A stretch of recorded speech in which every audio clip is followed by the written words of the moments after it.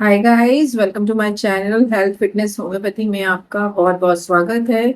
और मैं आज इस टॉपिक पे बात करने वाली हूँ मेलास्मा, जो कि बहुत ही कॉमन हो गया है और आजकल 20 से 40 साल की उम्र की ज़्यादातर महिलाओं को ये देखने को मिल रहा है। तो मैं डॉक्टर पूनम भारती इसके बारे में आपको सारी जानकारी दूंगी। ये कैसे होता है, इसके क्या कॉज हैं, इसके लक्षण क्या होते हैं और इसको कैसे होम्योपैथी द्वारा ठीक किया जाता है। और इसमें एस्थेटिकली हम क्या इसमें एडवांस मॉडर्न टेक्निक्स अपना सकते हैं जिससे इसको ठीक कर सकें, और साथ में होम्योपैथी की दवाइयाँ इंटरनली क्या दी जा सकती हैं जिनसे इनको बहुत जल्दी क्योर किया जा सकता है। अंत तक मेरे साथ जुड़े रहें और मेरी वीडियो अच्छी लगे तो मेरी वीडियो को लाइक एंड शेयर करना ना भूलें और मेरे चैनल को सब्सक्राइब करते रहें ताकि मैं इस तरह की और अच्छी अच्छी वीडियोस आपको इन्फॉर्मेटिव देती रहूं। ये जानते हैं सबसे पहले कि मेलास्मा होता क्या है। मेलास्मा एक कंडीशन है जिसमें स्किन में मेलानिन पिगमेंट जो होता है, जो हमारी स्किन को कलर देता है, उस पिगमेंट का प्रोडक्शन ज्यादा बढ़ जाता है, जिसकी वजह से जगह जगह पे फेस पे धब्बे या चकत्ते से पड़ जाते हैं ब्लैकिश कलर के। इसमें खुजली नहीं होती है और ये ज्यादातर नोज और ये चिक पे होता है, फॉरहेड पे हो जाता है, ज्यादातर महिलाओं में देखने को मिलता है। लेकिन ये पुरुषों में भी आजकल बहुत कॉमन हो गया है। और इसके मुख्य कारण जानते हैं तो इसका सबसे कॉमन कारण है हार्मोनल इम्बैलेंस। फीमेल्स में हार्मोनल इम्बैलेंस बहुत ज्यादा होता है, तो ये फीमेल्स में बहुत ज्यादा पाया जाता है। और जैसे प्रेगनेंसी के टाइम पर ये कुछ फीमेल्स को प्रेगनेंसी के टाइम पे हो जाता है, या ओरल कॉन्ट्रासेप्टिव पिल्स वगैरह जो ज्यादा लेती हैं उनको हो जाता है। हार्मोनल इम्बैलेंस में अगर किसी को थायराइड की प्रॉब्लम है तो भी ये हो जाता है। और सन एक्सपोजर सेकंड मेन कारण होता है। सन एक्सपोजर, जो लोग सन में ज्यादा काम करते हैं, बाहर निकलते हैं, घर में आते हैं और सनस्क्रीन लोशन का इस्तेमाल नहीं करते हैं, यूवी रेस से अपने फेस को प्रोटेक्ट नहीं करते हैं, उनमें इसका प्रोटेक्शन, मेलानिन का प्रोटेक्शन बढ़ जाता है, सिंथेसिस बढ़ जाता है, जिस कारण से ये पैचेस पड़ जाते हैं। और कुछ कॉस्मेटिक यूज से होता है, कॉस्मेटिक इरिटेंट्स होते हैं, जैसे कि कुछ महिलाएं पार्लर्स में जाती हैं और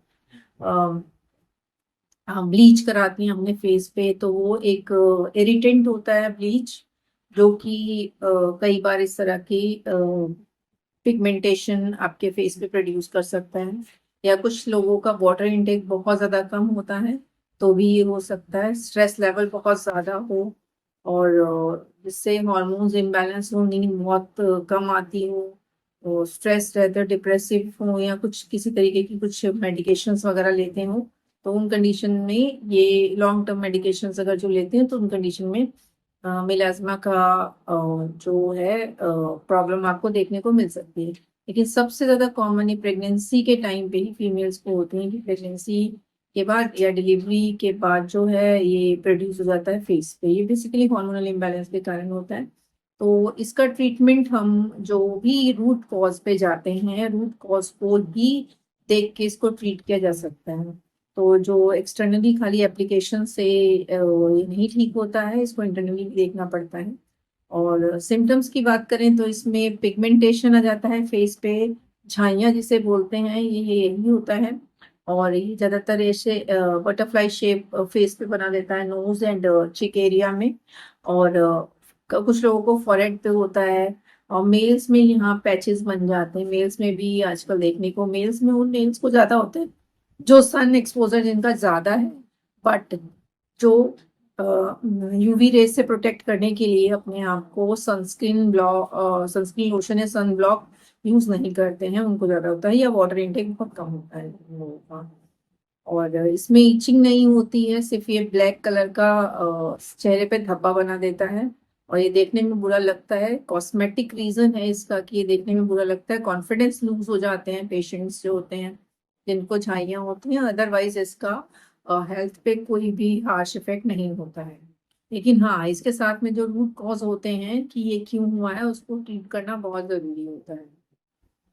तो आइए जानते हैं कि होम्योपैथी में इसका क्या इलाज है। तो होम्योपैथी में बहुत सारी दवाइयां हैं जो पिगमेंटेशन और मेलाज्मा, झाइयों को ठीक करने में काम आती हैं। लेकिन साथ में रूट कॉज देखना जरूरी होता है कि प्रेगनेंसी के दौरान हुआ था या डिलीवरी के बाद हुआ है, या सन एक्सपोजर से ज्यादा हुआ है, या फिर डाइटरी कुछ डेफिशिएंसी से हुआ है, तो वो चीज देखनी पड़ती है। उसके बाद ही हम कोई मेडिसिन प्रिस्क्राइब करते हैं। लेकिन कॉमन मेडिसिन हैं जैसे सीपीए, जिसपे अगर चेहरे पे, नोज पे और इस एरिया में अगर पैच बन जाता है, झाई बन जाती है, तो सीपीआर 30 या 200 दी जाती है।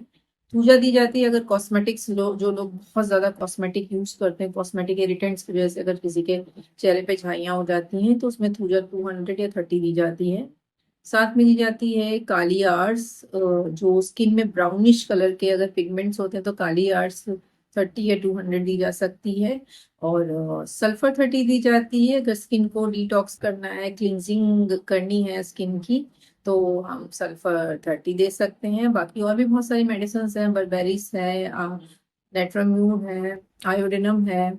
और ये दवाइयाँ depend upon the symptoms and जो भी पेशेंट की इंडिविजुअलिटी के बेस पे दवाइयाँ दी जाती हैं। जो रूट कॉज होता है उसको जानकर ही होम्योपैथी में दवाई दी जाती है। ये कुछ कॉमन दवाइयाँ जो कॉमनली यूज हो जाती हैं वो मैंने आपको बता दी हैं, लेकिन कोई भी दवाई आप डॉक्टर की प्रिस्क्रिप्शन के बिना या कंसल्टेशन किए बिना आप ना लें। आप हमसे भी पूछ सकते हैं, मैं डिस्क्रिप्शन में नंबर डाल दूंगी जिस पे आप व्हाट्सएप करके पूछ सकते हैं हमसे भी। और या फिर जो है आप डॉक्टर को कंसल्ट करके ही मेडिकेशंस को ही लें। और लोकल एप्लीकेशंस में सन ब्लॉक ज़रूर यूज़ करें, एटलीस्ट जो यूवी रे से प्रोटेक्ट करना चेहरे को बहुत ज़्यादा ज़रूरी होता है। तो आप जब भी सन ब्लॉक में सन में जाएं या सन में ना भी जाएं, आप सुबह उठते हैं, मुंह धोते हैं, आपका स्किन रूटीन आपको एक अपनाना पड़ेगा जिसमें आप सुबह उठते हैं, मुंह धोते हैं, अच्छा खूब सारा वाटर इनटेक अपना रखते हैं, 2 से 3 लीटर पानी डेली पीते हैं, और उसके बाद आप सनस्क्रीन लोशन जरूर लगाते हैं जिसमें SPF 50 और 60 आजकल यूज करना बहुत ज्यादा जरूरी हो गया है, क्योंकि यूवी रेज बहुत ज्यादा है, पॉल्यूशन भी बहुत ज्यादा है, तो स्किन हमारी बहुत हार्श हो जाती है। तो SPF आपको यूज करना बहुत जरूरी है। कई तरीके के आते हैं, आप उसको टिंटेड भी ले सकते हो, आप उसको लोशन बेस में ले सकते हो, आजकल स्प्रे भी आता है SPF का, तो आप वो यूज कर सकते हो। और आपको इसको डेली रूटीन में अपनी स्किन केयर में आपको ये अपनाना पड़ेगा अगर आपको अपनी छाइयाँ ठीक करनी है तो। और होम्योपैथी में एप्लीकेशंस में भी आती हैं, मेलेक्स क्रीम आती है, मेलेक्स का ही फेस वॉश आता है जो बहुत अच्छा होता है, जिसका इफेक्ट मैंने देखा है क्लिनिकल प्रैक्टिस में कि अ, इसको रात को लगाकर फेस वॉश करके रात को लगाकर सोना होता है, और थोड़ा अच्छा इफेक्ट देता है स्किन को। लेकिन साथ में इंटरनली मेडिसिन खानी जरूरी होती हैं रूट कॉज के अकॉर्डिंग, तो वो ये ठीक हो जाता है। बाकी साथ में अगर आपको विटामिन B12 की डेफिशिएंसी या विटामिन D डेफिशिएंसी है, तो उसको भी आपको कवर अप करना बहुत जरूरी होता है। विटामिन D डेफिशिएंसी है तो विटामिन D3 आप वीकली ले सकते हैं, डिपेंड करता है जितना आपका डेफिशिएंसी उसके अकॉर्डिंग डोज दी जाती है। वैसे विटामिन B12 आपको लेना होता है, तो ये दोनों विटामिन D और विटामिन B12 होम्योपैथिक कंपनीज भी बना रही है जिसमें होम्योपैथिक सॉल्ट भी इसमें मिले होते हैं, तो आप वो प्रेफर कर सकते हैं लेने के लिए। साथ में आपको विटामिन सी है, विटामिन सी आपको लेना चाहिए, विटामिन ई भी साथ में लेना चाहिए। तो ये आपको ये सब होम्योपैथी में भी आते हैं, विटामिन सी, विटामिन डी, और तो आप ये ले सकते हैं। साथ में आप एंटीऑक्सीडेंट्स के फ्रूट्स ज़्यादा लें, चुकंदर खाएं, और अनार का सेवन ज़्यादा करें डाइट में, और वाटर का इंटेक 2 से 3 लीटर पानी डेली पिएं। तो आपको स्किन को हाइड्रेट रखना बहुत ज़रूरी होता है, तो ये चीज़ें करते रहें। और साथ में सनस्क्रीन लोशन ज़रूर लगाएं, होम्योपैथिक कंपनीज भी सनस्क्रीन लोशन बनाती हूँ, डिस्क्रिप्शन में मैं दे दूंगी। अगर आप होम्योपैथी के कुछ भी सप्लीमेंट्स या फिर स्किन केयर रूटीन आप फॉलो करना चाहते हैं तो आप डिस्क्रिप्शन से ले सकते हैं। और इसी तरह की इंफॉर्मेटिव वीडियोस के लिए साथ मेरे साथ जुड़े रहें, और मेरी वीडियो को लाइक, शेयर, सब्सक्राइब करना मेरे चैनल को ना भूलें। तो मैं ये वीडियो यहीं पे अंत करती हूँ, मिलते हैं नेक्स्ट वीडियो में कुछ ऐसी इंफॉर्मेटिव और इंटरेस्टिंग इंफॉर्मेशन के साथ। बाय।